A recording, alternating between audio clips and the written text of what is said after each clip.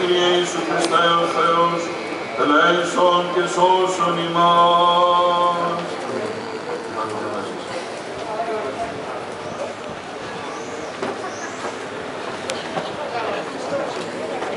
Ευχαριστούμε τον Σεβασμιότατο Μητροπολίτη Πατρών κύριο Χρυσόστομο, ο οποίος μας απέστειλε δια του Πατρός Κωνσταντίνου τις ευλογίες του και τις ευχές του, ώστε αυτό το γραφείο να προκόψει χάρη της πατρίδος, χάρη του λαού και της Ελλάδος. Τον ευχαριστούμε βαθύτατα.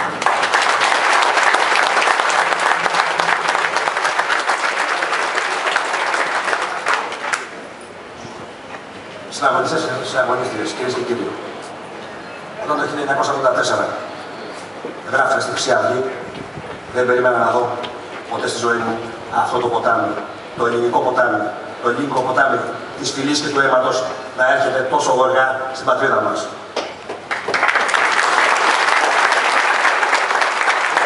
Συναγωνίστριες, είμαστε κάποτε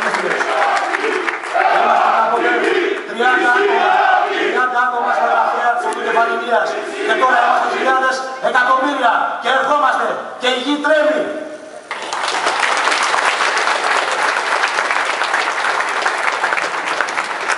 Θα ήθελα να παρουσιάσω τους συναγωνιστές μου,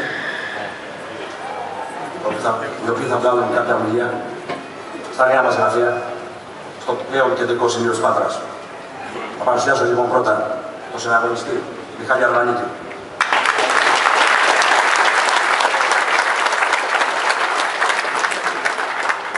Στο βήμα θα ήθελα να καλέσω τον συναγωνιστή μου Χρήστο Ρίγα.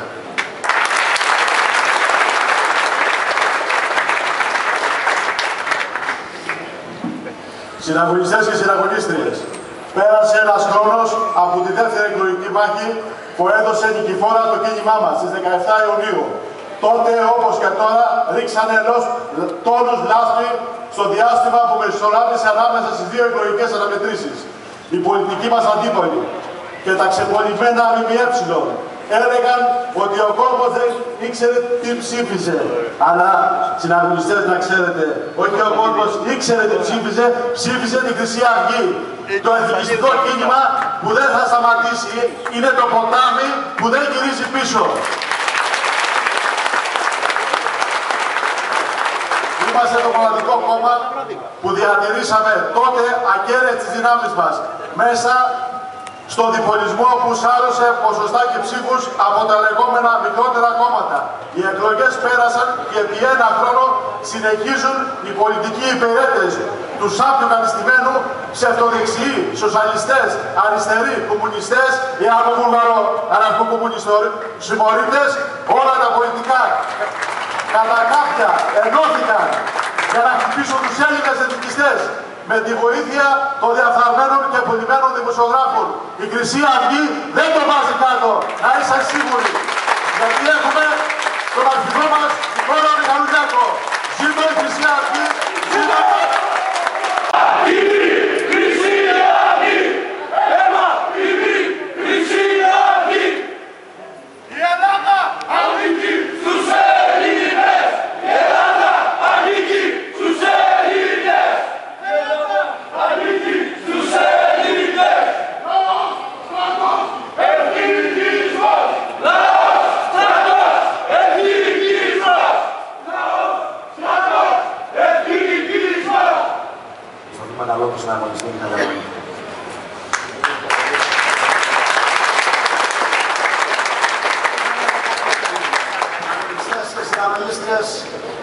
Έλληνες εθνικιστές πατριώτες, δεν είναι η πρώτη φορά, είναι η πορωστή φορά που έχω τη χαρά και την τιμή να επικοινωνώ με τους εθνικιστές της Αχαΐας.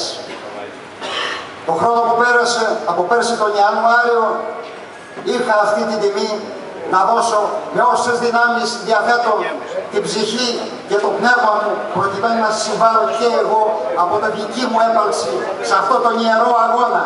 Αγώνα που έχει ένα και μόνο στόχο, να επαναφέρει τη βασανισμένη μας πατρίδα στον θρόνο της.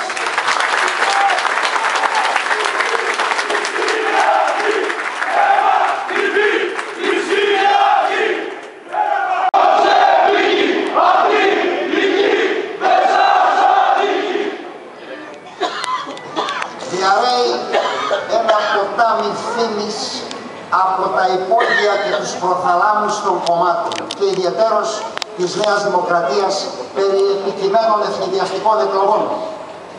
Η Χρυσή Αυγή τους περιμένει στη γωνία. Ας έρθουν να μας αντιμετωπίσουν. Εάν θα κάνουν εκλογές, θα τις κάνουν για δύο λόγους. Ο ένας λόγος είναι να ισχυροποιηθεί η Νέα Δημοκρατία κομματικά. Και ο άλλος λόγος είναι να πολεμήσουν όπως νομίζουν τη Χρυσή Αυγή. Αλλά θα υποστούν το ίδιο, το οποίο υπέστησαν στις 17 Ιουνίου του 1912. Θα υποστούν το βαρύ πέλεκι του εθνικισμού στο σάπιο του κεφάλι των προδοτικών. Να είναι σίγουροι γι' αυτό.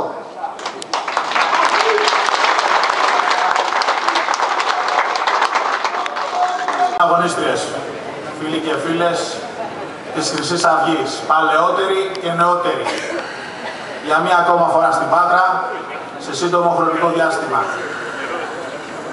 Η Πάτρα, η οποία είναι μία μεγαλούπολη, με τεράστια προβλήματα, όπως όλες οι πόλεις και τα χωριά της Ελλάδος, μία μεγαλούπολη, όπου η Χρυσή Αυγή έχει και γραφεία, κεντρικότερα τώρα.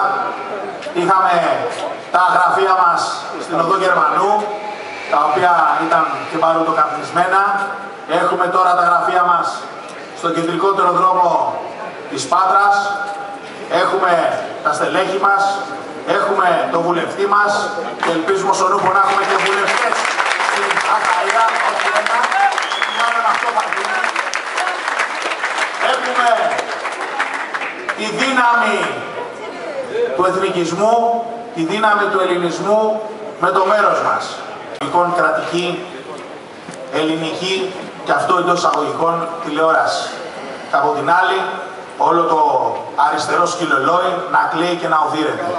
Από τη μία να έχουμε το Πασόκ και τη Δημάρ που έχουν σηκώσει τη σημαία της Επανάστασης, παρότι αυτοί ήταν που τα έχουν ψηφίσει όλα αυτά τα μέτρα, όχι εμείς, για να ξέρουμε τι λέμε. Υπάρχουν υπογραφές τους, φαρδιές πλατιές για το κλείσιμο της ΣΕΡ.